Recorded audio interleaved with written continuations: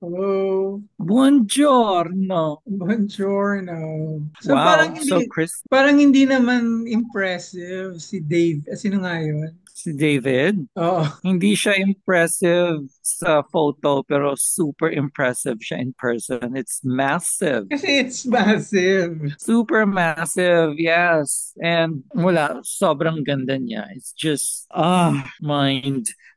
mind-blowing, mind-boggling. Uh, Nagka-brain fog ako. really? So, mapapagas ka. Kasi actually, when we got to the museum, yung Galleria dell'Accademia, Hmm. syempre, you just Teka follow lang. Teka the lang. Kukuha stream. ko ng electric fan. Key. All I want for Christmas is you. Key, Oo, you. pinalitan ko para pag pinupost ko, iba-iba ang itsura. Okay, so you were saying, So I was saying, so you just follow a stream of people, uh, through through the museum. Tapos, I did not expect that it's going to be there again. hmm, So, I mean, not again, but it's going to be there. So when I got into a certain corridor and then I glimpsed David, I gasped. Mapapagasp. It was a gasp moment. so It's did one you, of those moments. okay. Maraming tao kay David. Yeah, marami. But I think considering the crowds were not really that big because now, well, it's December, it's winter, it's not really the most convenient of times to be traveling. So both in Uffizi and in Academia, there were not so many people. There were, of course, there were enough people, but not enough for you to be impeded in your whatever meditation you or appreciation you want to do with any artwork. Nakita mo yung mga ano, So can you go near David? Ano nga pangalan niya? Si David ba yun? Ano pangalan? Statue mo yun? the statue of David, Ah, stat Michelangelo's statue ah, of David. okay. Nakita mo yung ano, yung sa mga muscles na if you, pag may gagawin ka sa Yeah, ibang yung part ng veins. katawan, Yeah. oh yeah. Yes. Makikita mo o malayo ka kasi naka-coral. Actually, malapit siya kasi of course meron naman siyang velvet rope, but it's not like Pieta at the St. Peter's Basilica na malayo talaga. Yung Pieta, you can barely see the details because it's just too far. Mm. But this one, you're really like right, you're at the foot of David. Okay, that's good. I don't know why in the picture it doesn't look that big. Parang hindi nakaka-capture yung scale Pre ng picture. statue sa picture. Pero dun sa picture mo, parang okay, let's go to the next. Parang ganun yung dating sa akin. Because it doesn't capture the scale and the majesty of it, the magnificence of it. Wow. Ano yan? Congrats to us. 10,000 views na daw yung reel natin. Congratulations to you. Hmm. Am I too bright? No naman. Kasi naka ano eh. So ganyan ang itsura, ganyan ang lighting mo pag ginagamit mo yung study lamp. Maybe I probably look like I'm glowing like a cherubim or seraphim. Oh, kasi maputi ka eh. So what else ba? So first thing, where did you lunch? Where did you nag-breakfast pa ba kayo? Did you have time for breakfast? Okay, so our appointment at Uffizi was at 8:30 a.m. So, alam mo naman dito sa Firenze, 7 a.m., super dilim pa. Mm. So, actually, Yung we were already ready. yung pinadala mong picture na kulay blue sa madaling araw, what time was that? 7 a.m. Ah, I okay. just want to show you how dark it still is at 7 a.m. here in December. So yun na nga. So our appointment was 8:30. So anyway, by 7 a.m. we were already prepared because we wanted to have brekkie muna. But it was still dark. So anyway, we went out siguro mga before 7:30. So kaka sunrise lang. Kakabukhang liwayway. And so we got there and we just looked for a cafe or restaurante that was open. So right beside the museum, meron namang open. Although kaka-open lang. So sabi nung lady in the restaurante, sabi niya, okay, just come in because it's so cold outside. It was kind of rainy also. It was drizzling. So just come in and we're still preparing. But you come in now so you feel warm and you can settle down. So we went to that restaurant and we were not able to order agad because they were still parang kind of preparing. And then I had to approach her and tell her our appointment is 8:30. So we have to at least have cappuccino. So she gave us naman cappuccino agad. Tapos meron silang croissant buffet on offer. Yung spread, ayan na. Sabi ko, nako, there's no time for us to buffet. But anyway, Nonoy was able to manage a buffet, croissant buffet. Ako hindi na kasi mabagal ako kumain, di ba? So, magka-croissant buffet pa ako. Anong oras pa ako matatapos? So, siya lang, ako, cappuccino lang. But anyway, before I left naman, I had coffee here. Our coffee, the UCC one, and nag-bread ako. So, I was okay. So, yun. So, 8:30, we were at the museum. Oh, massive museum. So, we spent 4 hours there. As in, napagod si Zumba Doc. 4 hours, and ang nasuyod lang talaga namin was the topmost floor, yung second floor. Yung first floor, nag-ano na lang ako, nag-pick na lang ako ng mga non-negotiables ko to see, and I just asked the attendants where they were para I could see them na right away. And then after that, we left. So yung first floor, hindi talaga namin na-exhaust. Ang dami-dami pa kasi ang first floor, andun na yung mga medyo recent na. So from Caravaggio era, Baroque to mga Spanish Baroque, Flemish, Dutch, mga ganun na. So may mga Rembrandt na doon, Rubens, mga ganun na. May Diego Velázquez pa. So, pero talagang wala eh. I mean, you only have as much energy. Yung museum na yan, I think you have to visit it like every day in a week for a week. Mm. Magkano ba ang entrance? Ay, nako. My God, I booked it a long time ago. I don't remember now. 15 euros, parang Ah, ganun. ganon. Okay. Mahal din kung Hmm. araw-araw. Oo, mahal din. Pero for one time, big time like me, actually it's not so mahal. So, pero yung second floor, medyo nasuyod ka talaga yon. So, from late medieval to high Renaissance mannerism, pasok sa banga. So, from Giotto to Botticelli, Michelangelo, Raphael, yun. Ano siya, tinuhog ko talaga siya. Dami din.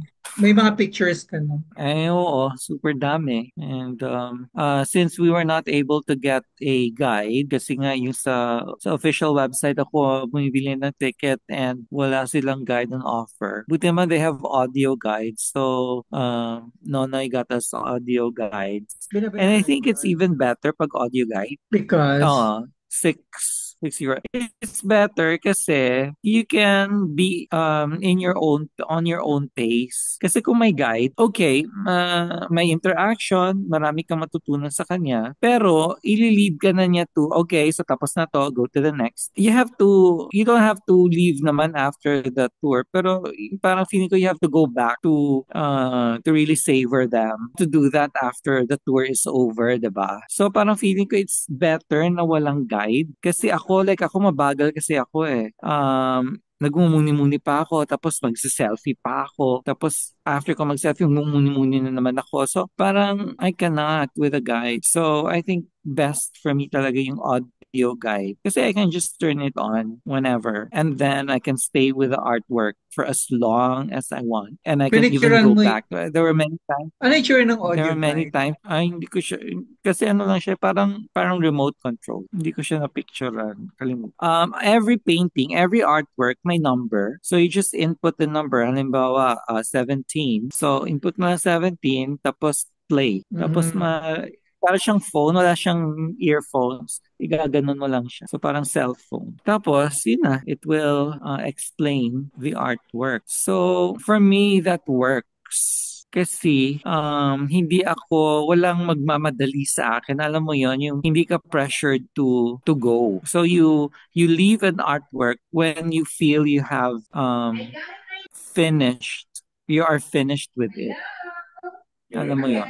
You're in the wrong way. That's not your class. This is your class. Ayun, nagmi-meeting siya. Yes. So yun. So buti na lang din na walang you're freezing. Buti na lang na walang guide yung nakuha ko. Mhm. I think it's serendipitous that way. Because I was really looking for a guide sana. But mabuti na yung nangyari. Tapos, Ano that ba was, to? May that, that was before lunch. Tapos na kayo, ano ba? 7, 8, That 9, was 10. before lunch. So, 12:30 kami lumabas sa Uffizi. 9, 10, 11, 4 hours. Tapos, nung nasa first floor na kami, medyo give up na si Zumba Doc. So, ginawa ko na lang. Dumiretso na ako sa mga pieces na gusto ko makita. Buti na lang, the night before, I made use of my notebook. Remember the notebook I bought Pakita mo sa, sa TV. Ay, sa TV, sa sa Zoom. green. Pakita mo. Fetch it. Wait, yes. So, yung ticket mo, 4 hours lang. Paano pag lumagpas ka? Hindi, yung ticket wala siyang time limit. So, mayroon lang siyang time to get in, but it's up to you when you want to leave. What if you get What hungry time? inside? What if you get There is a hungry? cafeteria. There's a cafeteria. So you cannot leave the place and come back in, go back. Once you leave the museum, you're out. You Okay. cannot get back in. So if you want to eat and still look at the artworks, you have to eat at the cafeteria. So Ito yung you guys did not eat inside the cafeteria. We did not know because it was not just a matter of hunger. It was also TMI and Nonay was tired. So, and also parang feeling ko, I already had 4 hours. So parang medyo TMI na din ako. So I said, okay, it's fine. I already saw almost everything that I wanted to see. Oh, where's the room? Hindi pa natin I already had napag-uusapan yun. my Get the notebook again. Kasi ang tagal ko na siya pinapakita sa... Kasi may kwentuhan tayo, binibida mo naman. Siyempre, it will have its moment. So, how many so as I pages was saying, have you used? Sige daw. Show me, I was give saying, us a since peek of your yeah, note. I'll give you the lowdown. The lowdown is this. Since I did not book a guided tour and I wasn't sure pa if we could avail of an audio guide. So I checked out the layout of Uffizi and there was another website that listed all the artworks per hall. So what I did was to write each hall. Talagang ang tiyaga ko sinulat ko anong makikita each hall. Tapos dito pa lang sa hotel, pumipili na ako ng mga non-negotiables ko na, okay, I have to see this particular work. I cannot miss it. And ano yung hall number? Sino yung mga artists? Yeah, no. So I did my homework the night before. Because I was expecting I didn't have a guide, so I didn't want to get lost there in that massive museum. I wanted to know beforehand where to go, where I can find the pieces that I cannot afford to miss. Kasi once in a lifetime, I don't think I'll ever go this way again. So it's now or never. This is it, diba? Tapos biglang I'll miss it kasi aanga-anga ako, diba? So I have to prepare. So I did that. So I already knew where to go just to make sure na I don't miss it. Sige, you read niya So yun, it worked naman. snippet Tapos of I your have the note. audio guide. So you want me to read an excerpt? Yes, read an excerpt. Okay. So Yung nakalagay favorite mo dito, lang siguro dyan.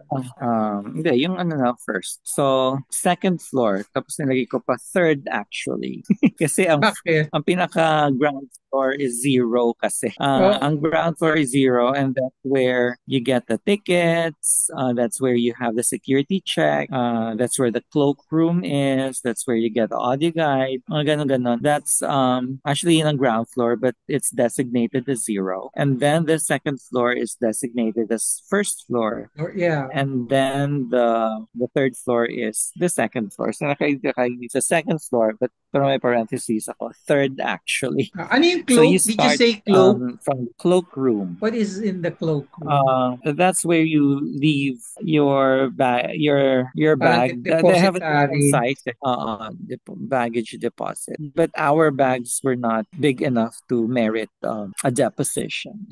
So we just had our I had my tote. So, yun, nakalagay dito, Hall number 1, Archaeological Collection. So, since I wasn't very keen on really looking at the archaeological collection, I just left it at that. So, Hall number 2 na ako. Nag-underline ako. So, ibig sabihin, that's the hall that means something to me. And then it says here, Giotto, 13th century art. So, naka-star yung artwork na I don't want to miss. So, Okay. for example, Example.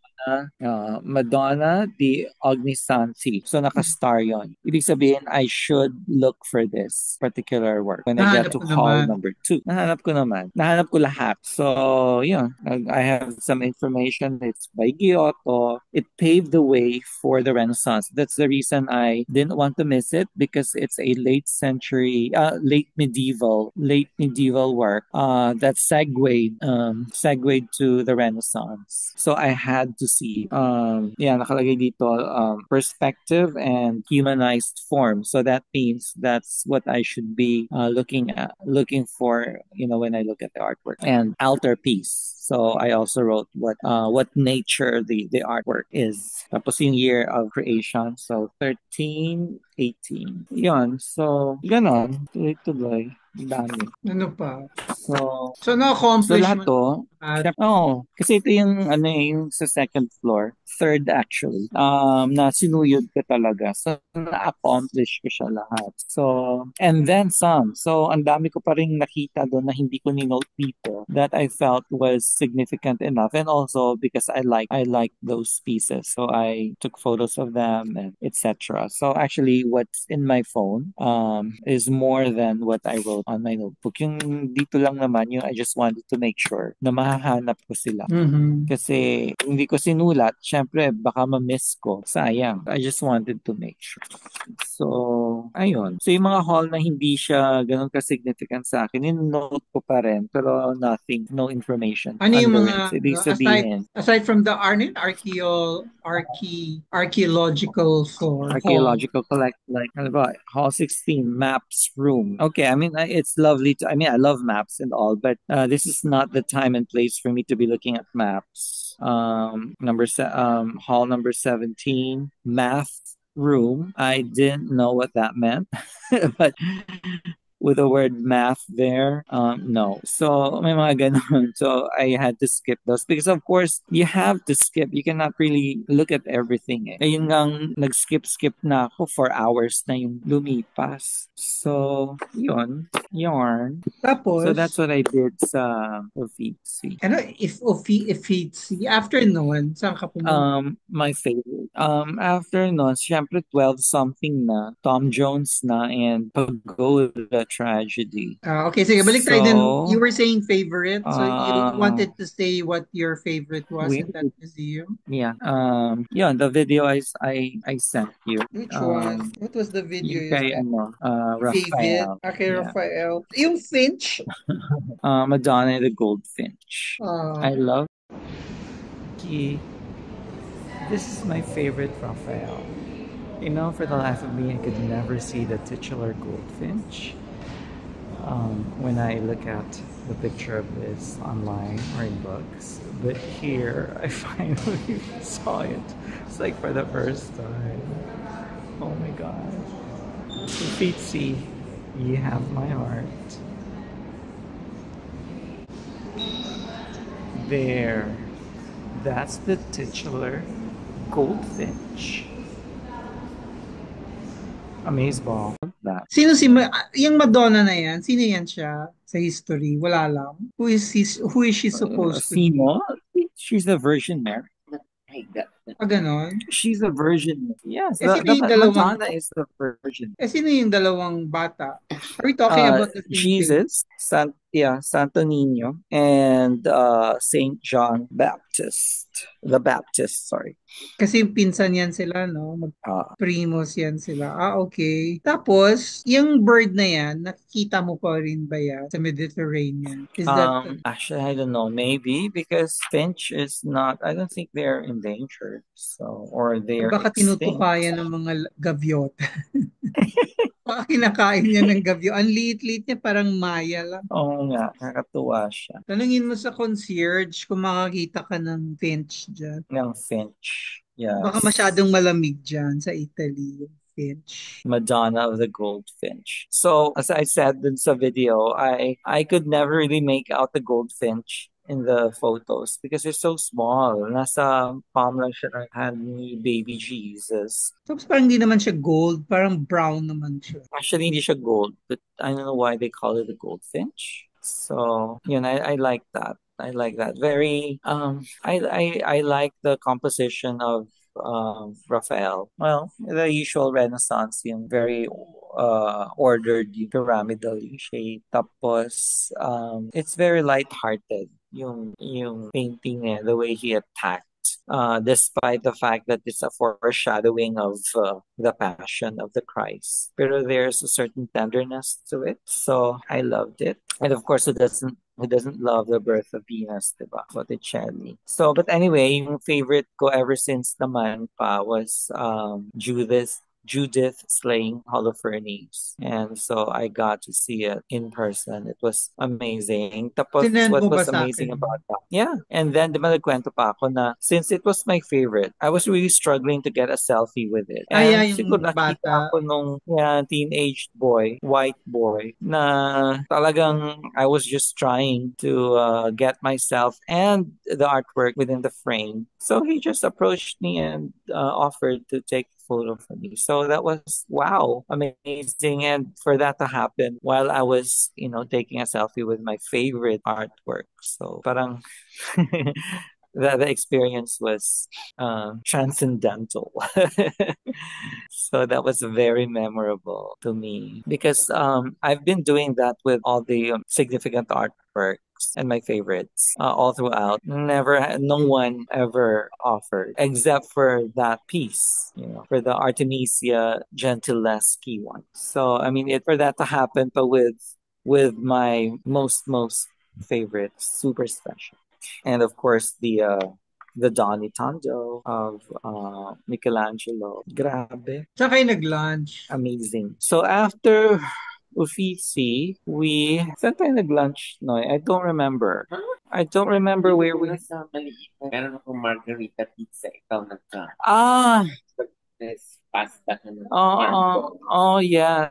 So when we got out of the Uffizi, we were famished. So just there near the exit, we found a very small restaurante. Siguro karinderya siya kung dyan sa Pinas. Kasi ano siya wala siyang air conditioning, open air, open lang siya. Pero hindi naman siya sa labas. So yeah, I had yung pasta balls.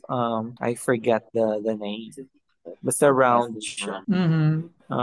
Yun. Tapos yun, I had a margarita pizza. Yun. So we had that. And then after that, we Ubered back to the hotel. Kasi ang next appointment was 4 p.m. Doon naman sa Galleria del Accademia, where the statue of David is. So 12:30 kami lumabas. Siguro mga 1:30 something na yon. So gusto mo na mag-nap na dito sa Jotel. So ako rin, I wanted to charge also kasi sa sobrang dami kong pictures and videos na tinake, medyo hindi pa naman siya super low back. Pero syempre nabawasan na considerable. So I wanted to charge as well.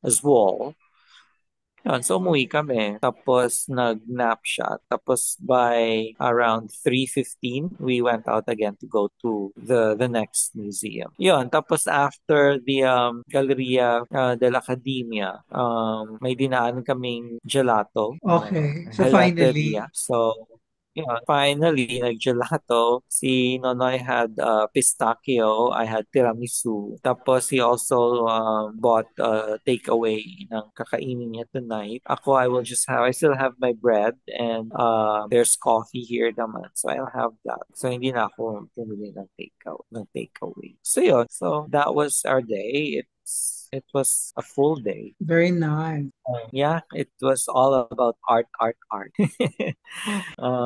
Actually, this day is the reason for this trip, tung day na to. And also the day that I went to Galleria Borghese in Rome. So, yun yung mga days yun yung purpose talaga ng trip. All the others, the rest is just cherry on top. Ito talaga, this is why I made this trip. So, ayun. So, ang kulang na lang is Cenacolo da Vinci sa Milano. Sa Milan. Perfect. Yun na lang. So tomorrow, anong gagawin mo? Perfecto. Perfecto.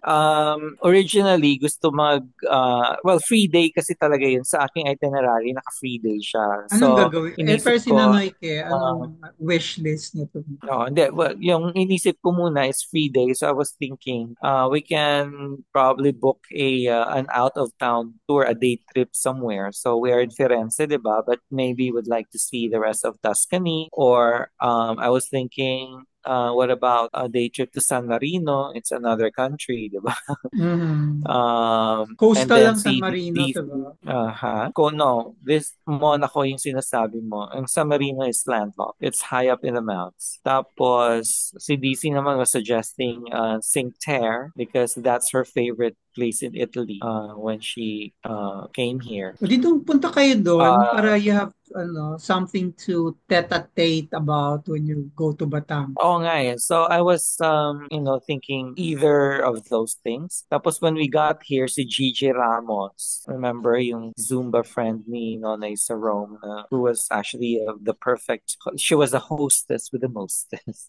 She was always saying na, I'm sure you'd be going to Pisa to see the Leaning Tower of Pisa. So although I wasn't so hot about that, but okay, I mean it's fine. I might want to see it. So medyo yun ang inisip niya, no? But eventually magkaroon siya ng Zumba class ng 2 p.m. tomorrow. Okay. So wrap na lahat ng out of town and parang pagod na din. So dito lang siya, chill lang siya tomorrow and then magka-class. So ako naman, I am going to do Visita Iglesia within Firenze on my own. So I already know one, two, at least three churches that I'd like to see. And lahat Okay. naman yun walking distance lang. Kasi ang historic center ng Firenze, pwede mo naman lakarin lang. So I'm going to visit those churches tomorrow. So yun yung Tomorrow. last day namin.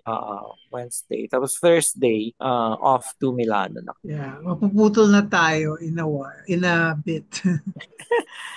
Or approaching Okay. 40 minutes. Okay. So good luck sa dental appointment mo tomorrow. Yeah. I hope maayos na yan ni Doc Manuel. Yeah. All right. Bye-bye. Okay.